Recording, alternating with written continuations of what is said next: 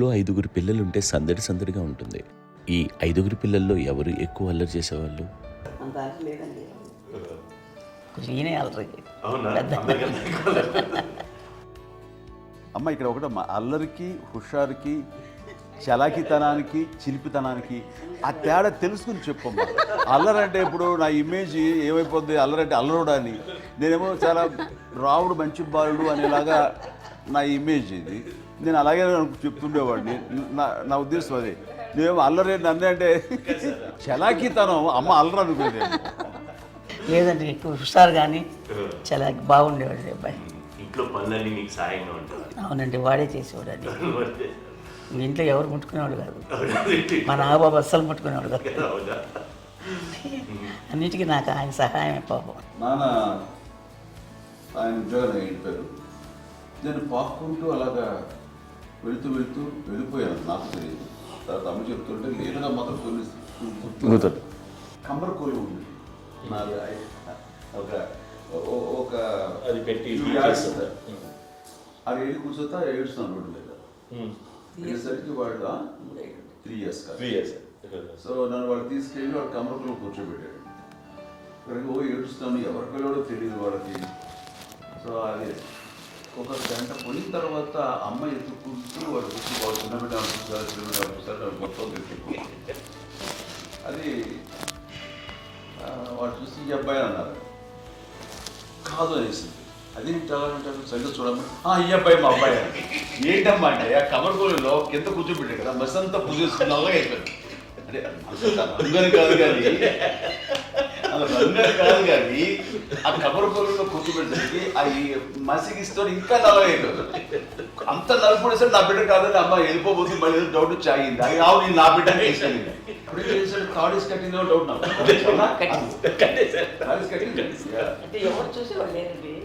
అమ్మేమో అల్లరి అనుకునేదండి, నాకేమో చిన్ననాటి మహాభాగవతంలో కృష్ణుడి క్యారెక్టర్ అనుకుంటాను. ఆయన మహానుభావులు అయ్యే వాళ్ళందరికీ ఆ లక్షణం ఉంటుందేమో వచ్చినప్పుడు. కొన్నిదల కుటుంబ సభ్యులు మంచి రుచులను ఆస్వాదిస్తారని, మంచి భోజనాలని ఆనందిస్తారని అందరికీ తెలుసు. చిన్నప్పుడు వీరి ఆహారపు అలవాట్లు ఎలా ఉండేవి? ఇదేవి ఎగిరేవి ఇవి ఎవ్రీ డే 2 పూట్ల ఉండాలండి. మరి నాన్న పాపం ఏముంది, తిన్నట్టు ఇష్టం. మరి అన్ని రకాలుగా నాన్న కోసం చేసి పెడుతుంటే మరి తను అది ఇష్టపడక ఆ తర్వాత లేకపోతే కోపడగా ఎలా ఉంటాడు చెప్పండి. 5గురు పిల్లలు అయినా అమ్మా నాన్నలు కొంతమంది పైనే ఎక్కువ దృష్టి పెడతారు. ఈ 5గురిలో మీరు ఎవరి మీద ఎక్కువ ఫోకస్ పెట్టేవాళ్ళు? కళ్యాణ్ బాబు అండి. వాడంటే బాగా, అంటే వాడు ఏది తినేవాడు కాదు అసలు. ఆడికి ఏ తింటాడని ఇప్పుడు వాడికి నచ్చకపోతే, ఇప్పుడు నేనైతే నచ్చకపోతే చాలా గోల్ చేసేవాడిని. అన్నయ్యకేమో చాలా, అన్నయ్య ఏదైనా ఏది పెట్టినా తినేవాడు, అసలు అడ్జస్ట్మెంట్ మెంటాలిటీ. నాకేమో నచ్చకపోతే చాలా గొడవ పెట్టేవాడిని. తిండి ఇది ఒక అన్నం, ఇదొక కూరలు అని వెళ్ళిపోయేవాడిని. అమ్మకు అమ్మతో తిట్టి నాకు వెజిటేరియన్ ఎలర్జీ ఉండేది, అంటే చిరాకు అనమాట. కళ్యాణ్ బాబు ఏంటంటే తనకి ఇష్టమైన ఫుడ్ ఉంటే తింటాడు సైలెంట్గా, బాగలేకపోతే సైలెంట్గా వెళ్ళిపోతాడు. అమ్మకి ఏమంటారండి, వదిలేమో తన తింటాడు, అటు నిశ్శబ్దంగా నిరసన ప్రకటించేవాడు. దాంతో వాడి గురించి చాలా ప్రొటెక్టివ్గా చూసుకునేది అమ్మ. పైగా చిన్నప్పటి నుంచి కొంచెం వాడు వీక్గా ఉండేవాడు, అంత బలమైన ఇది కాదు. దాని తర్వాత కొంచెం అందుకని అమ్మ వాడిని స్పెషల్గా చూసుకునేది. వాడు స్పెషల్ కిడ్ అయ్యాడు ఇంట్లో. మీ అమ్మగారు మీ అక్క చెల్లెళ్ళకి ఇచ్చిన సలహా ఏంటి? అంటే ఇండిపెండెంట్గా ఉన్నాం కదా అమ్మ, ఎవరిని డిపెండ్ అవ్వద్దు, మీ పిల్లలు నువ్వే జాగ్రత్తగా నేర్చుకో, ఎవరినైనా చేయకు, డిపెండెంట్గా పెట్టద్దు అని ఆవిడ మాకు బాగా ఎప్పుడు ఎక్కువ చెప్తుండేది. నాకు కొంచెం టఫ్ టైమ్స్లో కూడా ఆమె నీ పాటు నువ్వే ఉండాలి, ఎవరి దగ్గర ఉండదు, ఎవరింట్లో ఉండదు, మా దగ్గర కూడా ఉండదు, నీ ఇద్దరి దగ్గర మటుకు నువ్వే ఉండాలి. అది కష్టం కదండి అట్లా చెప్పడం. చెప్పారు చాలా తక్కువ చెప్పారు, బట్ నాకు అదే ఇచ్చేది ధైర్యం. ఇండిపెండెంట్గా అట్లా ఒకరి దగ్గర ఉంటూ నీ గౌరవం తగ్గిపోతుంది, ఎక్కడ ఉండదు. అది చాలా నాకు చాలా ఇన్స్పైరింగ్ ఉండేది మాటలు. అది ఇప్పుడు కూడా అది చాలా హ్యాపీగా అనిపిస్తుంది అని చెప్పింది. అంతే కదా, ఇప్పుడు మనకి ఏదైనా రోగాలు వస్తే చేస్తాము, దాన్ని మనమే. బట్ తగ్గించే వాళ్ళు, కన్సర్న్ చూపించే డాక్టర్స్ ఒట్టుకోలు కింద కింద ఉండొచ్చు, కానీ పోరాడాల్సింది మనమే. నాకు సరే కొంచెం ఏదో ఒక డిప్రెస్డ్ ఇదేదో వస్తాయి ఫేస్ ఒకటి, నేనేదో ఇంకా మా అందరి నుంచి నేను సపరేట్ అయిపోయినట్టు ఒక సిచ్యువేషన్ వచ్చినప్పుడు అమ్మ నన్ను పట్టుకుని I'm there for you yes. ఎవరు నువ్వు అన్న ఎస్ అన్న ఫ్రెండ్స్ కానీ ఎవరైనా సరే ఎప్పుడు కూడా అలోన్గా మటుకు అనుకోకు నేను ఉన్నాను. ఆవిడ నన్ను పట్టుకొని ఇచ్చిన అఫెక్షన్ లేదా ఫీలింగ్ అసలు బలం అన్నమాట. ఇంకా ఏంటంటే ఏమైనా చేయగలను నేను, పర్లేదు లైఫ్లో నాకు ఏదైనా సాధించగలను అని ఒక భరోసా తల్లి దగ్గర నుంచి రావడం అనేది నాకు ఎవరు అవసరం లేదనిపించింది. అంత స్ట్రాంగ్గా ఆవిడ strong lady, very strong. Very strong, very practical. అంత స్ట్రాంగ్ చేసింది నాన్న అని చెప్పండి. మా పిల్లల విషయంలో మేము కూడా మేబీ అంత స్ట్రాంగ్ కాదేమో, సెన్సిటివ్గా ఉంటాం, కానీ అమ్మ మటుకు చాలా స్ట్రాంగ్గా ఉండి మమ్మల్ని కఠినంగా ఇలాగే ఉండాల్సింది, ఇలా ఉండండి అప్పుడే మీరు నేర్చుకుంటారు. ఇక్కడ అమ్మ పాజిటివ్నెస్ గురించి ఇంకో మాట చెప్పాలి. అంటే తన బిడ్డలకే కాదు, ఈ రోజున మా రెండో పాప శ్రీజ కూడా తనకి లైఫ్ చిన్న చిన్న డిస్టర్బెన్స్ వచ్చింది. ఆ టైంలో కూడా తను ఏముందంటే అప్పుడు నాన్నమ్మ దగ్గరికి వెళ్ళాను, తను ఇచ్చిన భరోసా, తను ఇచ్చిన మాట వెళ్ళలేని ధైర్యం వచ్చింది నాకు. ఒక నాన్నమ్మ దగ్గర ఎప్పుడు కూర్చోస్తాడు అప్పుడే పాజిటివ్ ఫీలింగ్ వస్తుందని నాతో షేర్ చేసుకుంటాను. తను మాతో చెప్తుంటే అనిపిస్తుంది కరెక్ట్. అమ్మ ఏం పర్లేదమ్మా, లైఫ్ అంటే ఒకరితోనే అయిపోదు, ఆ ఒక్కడి వల్ల వాళ్ళ ఇన్ఫ్లుయెన్స్ తోటో వాళ్ళు మన మీద నియంత్రించడం కానీ మన బాధల్ని వాళ్ళు చేయడం అవుతాం. జస్ట్ నువ్వు నీ గురించి నీ మనసులో ఏదనిపిస్తే నీ గుడ్ ఫీలింగ్ ఏదిస్తుందో ఆ ఫీలింగ్ ప్రకారం వెళ్ళిపోదు. అంటే ఆ జనరేషన్ పీపుల్ ఎక్స్పెక్ట్ చెయ్యమండి. అలా కాదు, ధైర్యం ఉండి అందరికీ ధైర్యం బాగా నూరుకొస్తారు. ఫాదర్ కూడా, మా నాన్నగారు కూడా అస్సలు ఎప్పుడు అనేవాళ్ళు, ఎప్పుడు మీరు పెట్టే చెయ్యి మీరు ఎప్పుడు పైన తప్ప తీసుకుని ఎలా ఉండకండి, చేతులు పెట్టుకొని అనే అట్లాంటివి చెప్తుండేవాళ్ళు. అందుకని మాకు ఇండివిజువాలిటీ మాకు బాగా ఎప్పుడు కూడా ఒకళ్ళని అడగడం అని, ఈవెన్ బ్రదర్స్ని అడగాలన్నా కూడా మాకు అది పడిపోయింది మైండ్లో, కొంచెం కష్టంగా ఉంటుంది. సో నాకు అంటే ఆవిడ మా అమ్మ ఏదన్నా కొంచెం డిప్రెస్ అయినా నేను చాలా ఎక్కువ అమ్మకి షేర్ చేసుకుంటే అన్నయ్య కూడా లేడు. అన్నయ్య ఉన్నప్పుడు ఓకే, లేనప్పుడు నేను ఎక్కువ షేర్ చేసుకున్నాను. బట్ ద బెస్ట్ థింగ్ మా అమ్మ దగ్గర నుంచి హగ్ అండి. ఈరోజు కూడా మా అమ్మని హగ్ చేసుకోకపోతే అంటే అది నాకు మా అందరిలోనూ, అంటే ఆవిడ పెద్ద చదువుకున్న వ్యక్తి కాదు, పెద్దగా బయటికి వెళ్ళి ఎక్స్పోజ్డ్ కాదు, కానీ ఇవాళ అన్నయ్య కానీ విజయ, మాధవి, నేను, కళ్యాణ్ బాబు ఈ రోజుకి టుగెదర్గానే ఉంటాం. మేబీ మాకు కొన్ని విషయాల్లో నాకు మా మాధవ్కి డిఫరెన్స్ ఆఫ్ ఒపీనియన్స్ ఉండొచ్చు, మా చెల్లికి మా అన్నయ్యకి అట్లా ఉండొచ్చు, ఉంటుందండి ఫ్యామిలీ అన్న తర్వాత. కానీ ద ఇన్విజిబుల్ బాండేజ్ మా అమ్మ ఇచ్చింది, ఆ లవ్ అండ్ ఎఫెక్షన్, హగ్, అవన్నీ ఆవిడ నాన్ వెర్బల్ అడ్వైజ్ ఏంటంటే అందరూ అలా కలిసి ఉండాలనేది ఆవిడ నుంచి మేము నేర్చుకున్నామండి. అది ఇట్స్ ఇస్ నాట్ వర్డ్లీ, అది నోటి మాట కాదు, అది వెర్బల్గా కాదు, నాన్ వెర్బల్గా చెప్పినటువంటి. సో అందుకని అది మాకు గొప్ప, మేమందరం ఇప్పుడు అలా ఉండడానికి కారణం, అంత కలిసి ఉండడానికి కారణం, మెయిన్ కారణం మా అమ్మ అండి. అది సో అందరూ ఉండాలనేది మా అమ్మ అడ్వైస్. ఇప్పుడు కూడా నేను ఎప్పుడైనా ఏదైనా ఫీల్ అయినా, అన్నయ్య ఫీల్ అయినా, లేదు నాన్న అట్లా వదుకు, ఇట్లా ఉండండి, ఇట్లా ఉండి ఇప్పటికీ చెప్తుంది. మేము ఎవరైనా ఎప్పుడైనా మా చెల్లితో గొడవపడ్డా అనుకోండి, నేను అట్లా అనకరా అని ఎట్లాగా అన్న ఏమో లేదులేమ్మా ఏదో అన్నాను కానీ ఫీల్ అవ్వకమ్మా, మేమందరం కలిసి ఆవిడని అసలు టెన్షన్ పెట్టవండి మేము. సో అలా అది ఆవిడ నేర్పించింది, అలా కలిసి ఉండటం అనేటువంటి బాండేజ్ని ఆవిడ తన ఒక హగ్తో చెప్పింది. అన్నయ్య సినిమా చూడండి, జాదూకే చెప్పాను చూడండి, అది మా అమ్మ దగ్గరే ఉందండి. శంకర్ దాదాలో చెప్తాడు చూడండి.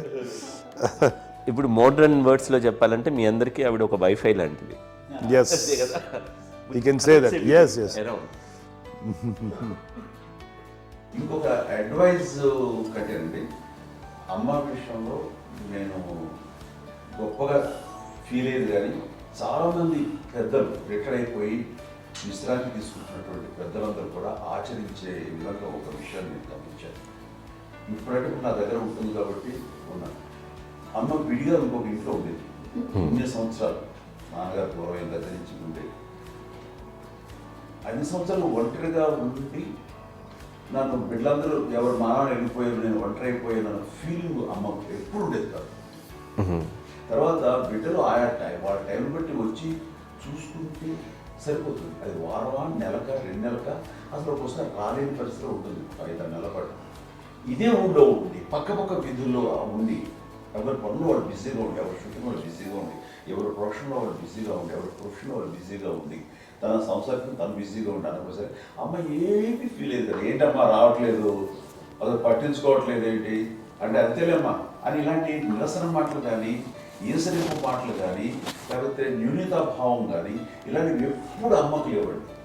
వచ్చారు అబ్బాయి ఏం చేసి పెట్టకుండా చెప్పండి అంటూ చాలా పాజిటివ్ ఉండి ఇప్పటికీ కూడా తను సపరేట్ ఇచ్చింది మా ఇంట్లో ఎంతో ఉంటుంది వేరే ఎందుకంటే అమ్మకి మోస్ట్ స్ట్రెస్ బస్టర్ వచ్చేసినా లేకపోతే రిలీఫ్ ఏంటంటే తన కిచెన్లో కూర్చొని వండుకు తినడం, వండి అందరికి పెట్టాం.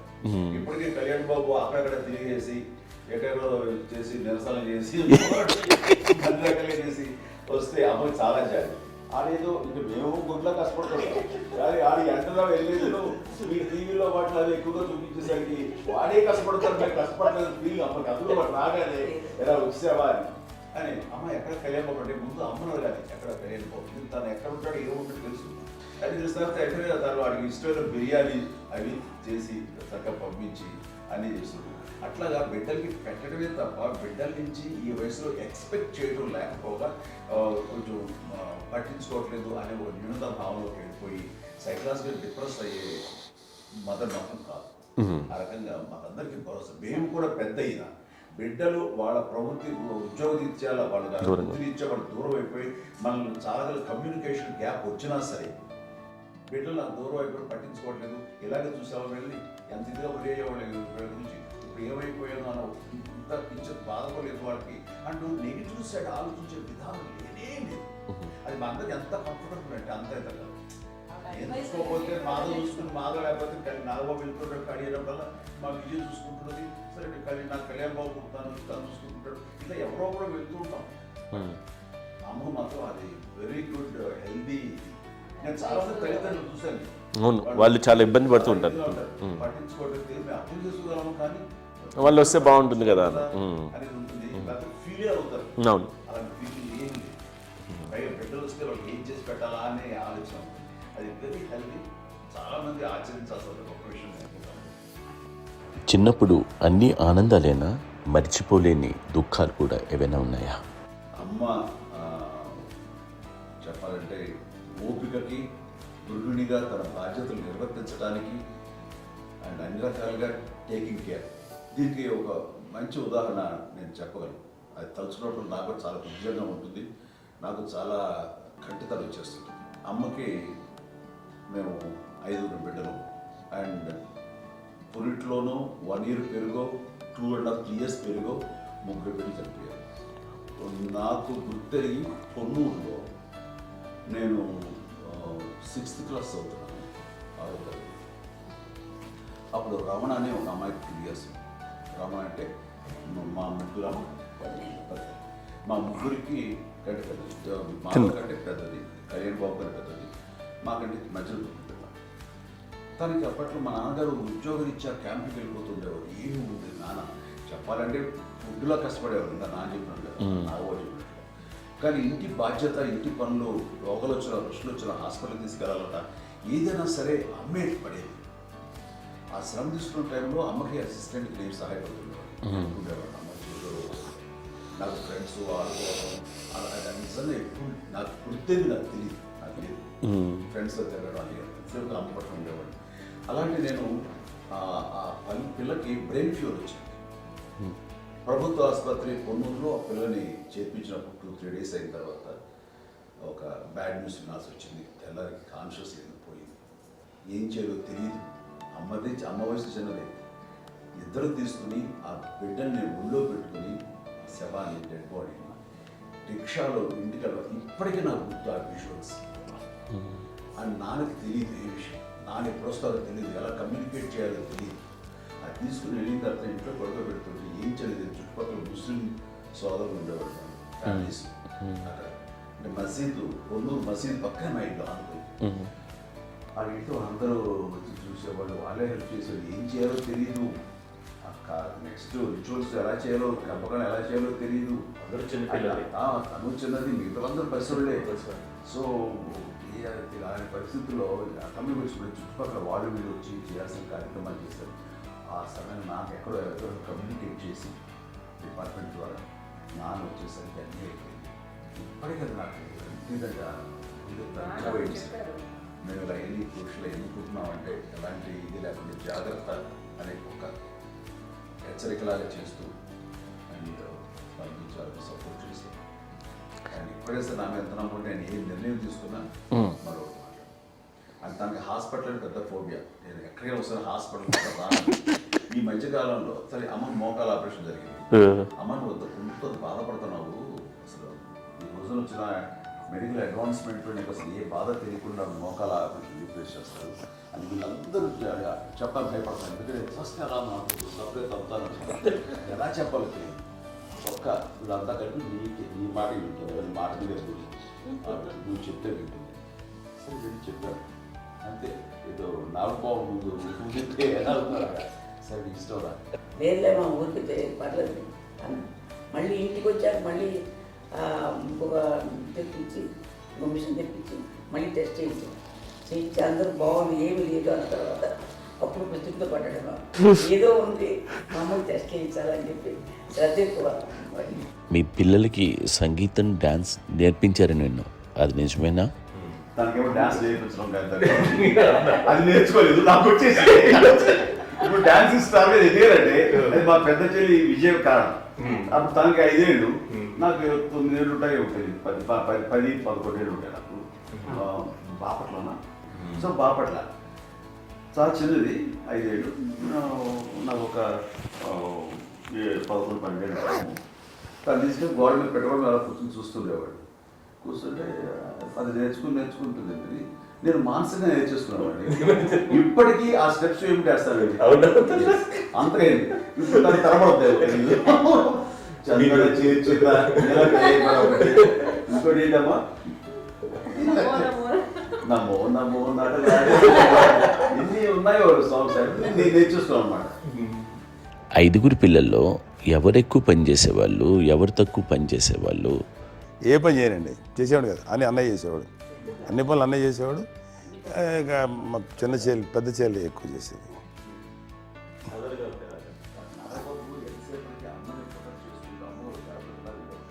అదే అబద్ధం అండి, అది అన్నయ్య నన్ను గౌరవంగా మాట్లాడుతున్నాడు కానీ అన్నయ్య అవుట్ ఆఫ్ ప్రొటెక్షన్ మాట్లాడుతున్నాడు కానీ అవుట్ ఆఫ్ మాట్లాడుతున్నాడు కానీ అసలు ఎప్పుడు ఏ పని చేయలే.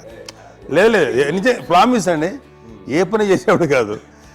మా ఇద్దరికి మధ్యలో పాపం అన్నయ్య చాలా పని చేసేవాడు. ఎంత పని చేసేవాడు, నేను వచ్చిన తర్వాత మళ్ళీ నాకు ఏదైనా చిన్న పని చెప్తే అది కూడా నువ్వే చేయనివ్వండి.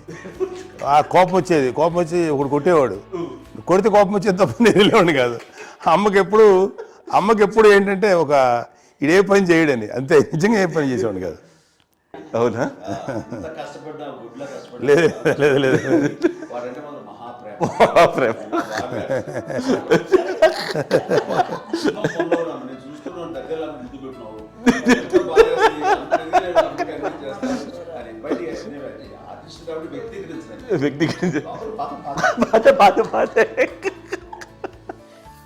చిన్నది కాబట్టి చివరిది కాబట్టి తనంటే బుద్ధండి, నేను పెద్దోడు కాబట్టి నేను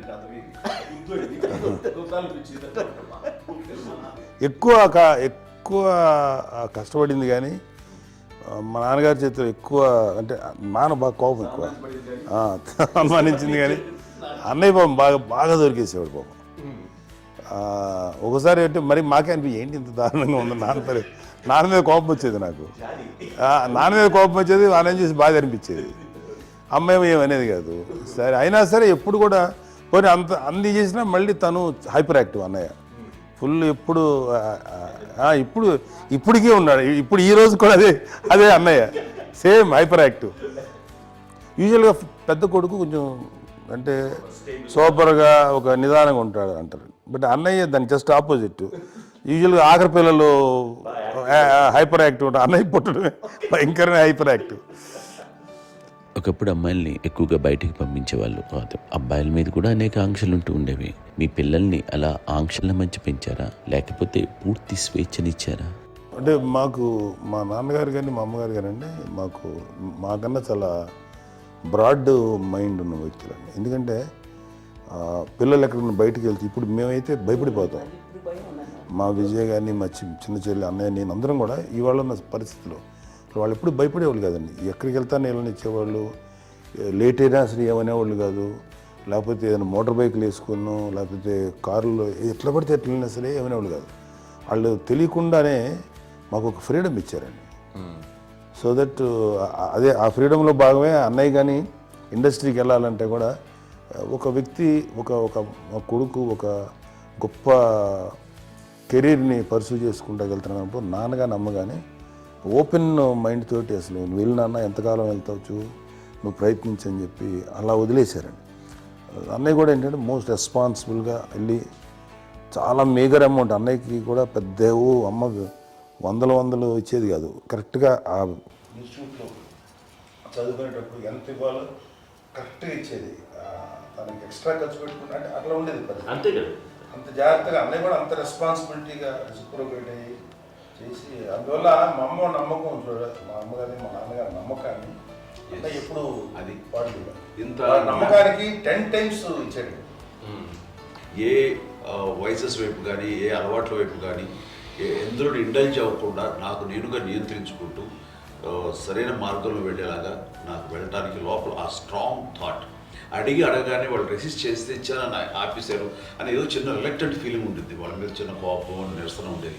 వాళ్ళు అలా లేకపోవడానికి వాళ్ళు వెంటనే అడిగిన వెంటనే జాగ్రత్త అనే నిర్ణయం నీది, కానీ జాగ్రత్త అని హెచ్చరిక చేయడంతో నాకు మరింత బాధ్యత తిరిగి గుర్తు తిరిగి నేను నడుచుకుంటూ వెళ్ళాను. కాబట్టి అది నాకు ప్లస్ అయింది వాళ్ళ దగ్గర.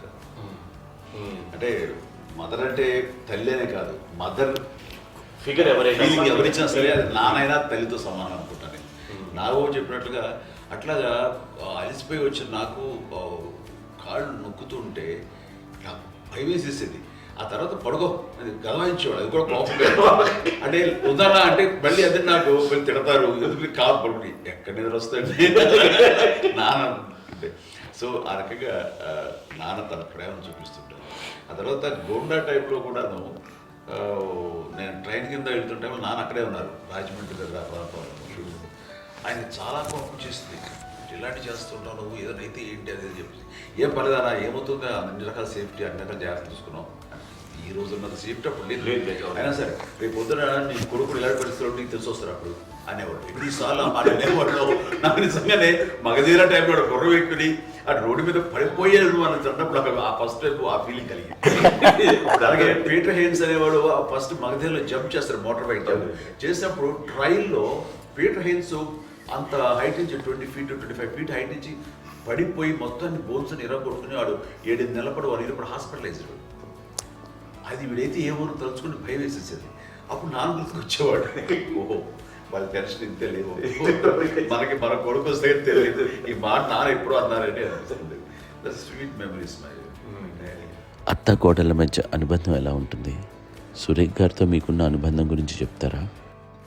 మాకండి కోడలు కాదు, నా కూతురండి. అంత బాగుంటాం మేమిద్దరం కూడా.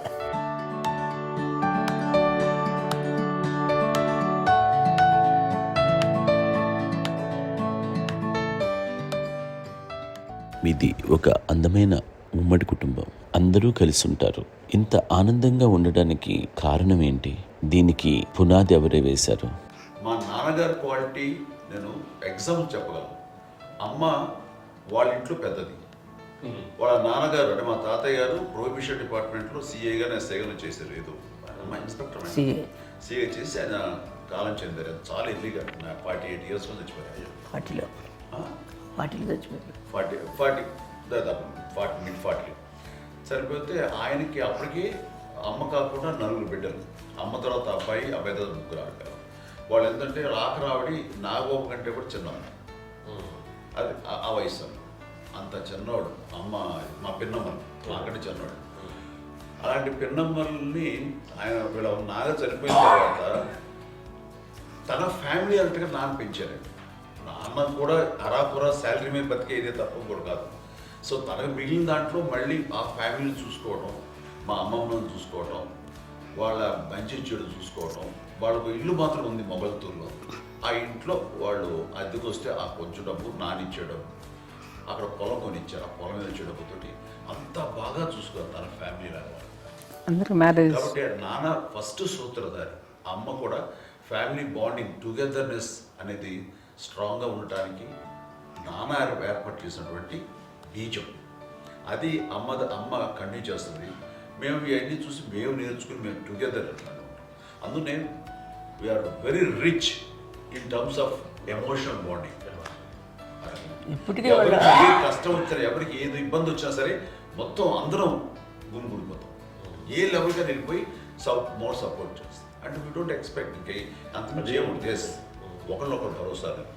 అది మా ఫ్యామిలీ మేము వెరీ స్ట్రాంగ్ అని చెప్పాలి. పెద్దవాడు కాబట్టి అవకాశం నాకు వచ్చింది కాబట్టి అమ్మ, ఇది ఎప్పుడు ఎవరు కొన్ని విషయాలు నాగబాబు సపోర్ట్గా ఉంటాడు. నాగబాబు ఉండి వాడు ఉంటే భరోసా. అలాగే ఆడపిల్లలు. మీ అందరిలోనూ అమ్మని ఎవరు ఎక్కువ జాగ్రత్తగా చూసుకుంటారు? ఎందుకంటే ఎగ్జాక్ట్లీ మేము కూడా గమనించలేని సున్నితమైనటువంటి ఇష్యూస్ లైక్ హెల్త్ విషయం కానీ, అమ్మ మూడు కానీ, అన్నయ్య ఎంత క్యాజువల్ ఎంత బిజీ ఉన్నా ఆ ఒక అమ్మాయి ఉంటుంది.